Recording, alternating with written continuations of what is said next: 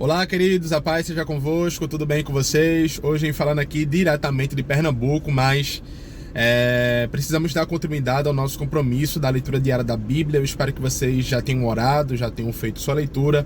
Com certeza Deus já tem falado com você. Eu quero apenas aqui tecer alguns comentários a respeito desses dois capítulos. É sempre importante a gente lembrar para quem Mateus estava escrevendo. Ele estava escrevendo o Evangelho para os judeus. Então vai ser muito comum a gente ver a participação dos fariseus, dos saduceus, tá certo? Que eram grupos de judeus da época. Ali foram os primeiros a se levantarem contra o ministério de Jesus e da igreja.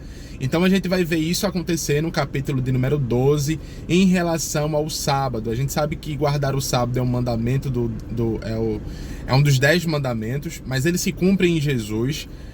Depois, com mais tempo, a gente fala um pouco sobre isso, mas era um dia dedicado à consagração, à adoração e à dedicação ao Senhor e ao descanso. Eles não poderiam fazer muitas coisas no sábado. Porém, eles estavam querendo condenar Jesus porque os discípulos estavam colhendo espigas e comendo no sábado. E depois vão tentar condenar Jesus pelo fato de Jesus curar um homem com a mão ali com dificuldades. A mão do rapaz estava defeituosa e Jesus vai curar a mão dele. Atrofiada, essa é a palavra, eu estava tentando aqui lembrar. Mas Jesus vai curar este homem. Eles vão tentar condenar Jesus por isso e começam ali a pensar em como matar. Porém, apesar de toda essa perseguição, o ministério de Jesus continua crescendo. As pessoas continuam se perguntando: será que não é esse o filho de Davi, ou o Messias que havia de vir? E começa a crer no seu ministério. Então ali, já nas últimas, eles tentam atribuir as obras de Jesus a um demônio chamado Belzebu.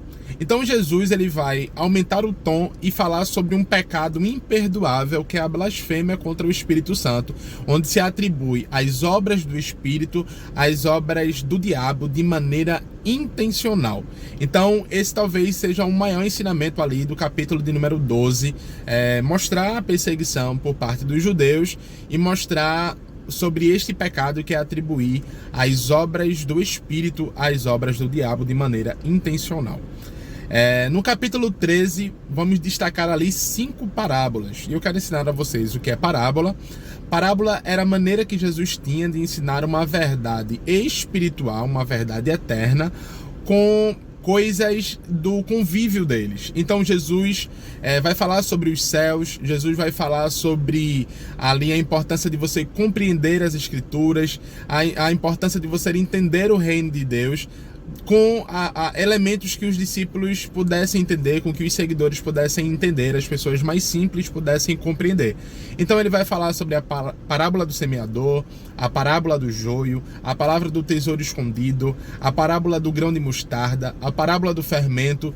Todas elas têm um ensinamento. Eu espero que você possa estar atento, principalmente à parábola do semeador. É uma parábola muito importante, que fala sobre a importância do entendimento da palavra de Deus, o quanto o diabo tenta roubar isso de nós, o quanto as questões desta vida podem arrancar isso das pessoas, mas aqueles que permitirem com que a palavra caia no lugar produtivo poderão dar frutos e poderão ser muito abençoados quando você entende e compreende a palavra de Deus. Espero que você dedique um tempo da sua leitura a entender esse ensinamento de Jesus por parte das parábolas. Agora, um texto que eu quero trazer aqui a nível de aplicação para o dia de hoje é o verso de número 58, quando diz que Jesus não pôde operar muitos milagres entre eles por conta da sua incredulidade. Não é que Jesus não podia, não é que Jesus não queria, mas o fato deles terem Jesus como alguém comum,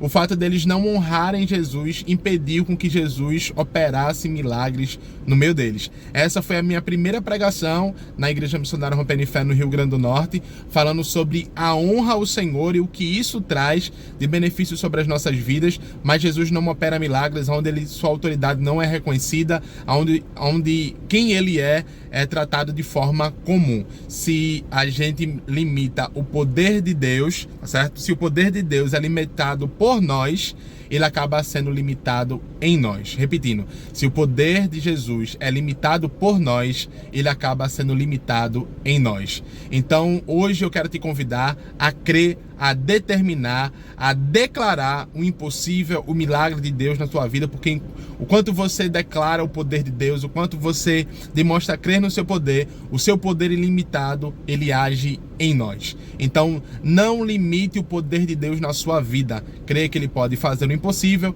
e você vai ver milagres passarem a acontecer na sua vida. Se o poder de Deus é ilimitado para você, ele é ilimitado em você. Que Deus te abençoe, em nome do Senhor Jesus. Até uma próxima leitura, se assim o Senhor nos permitir, para a honra e a glória do seu nome.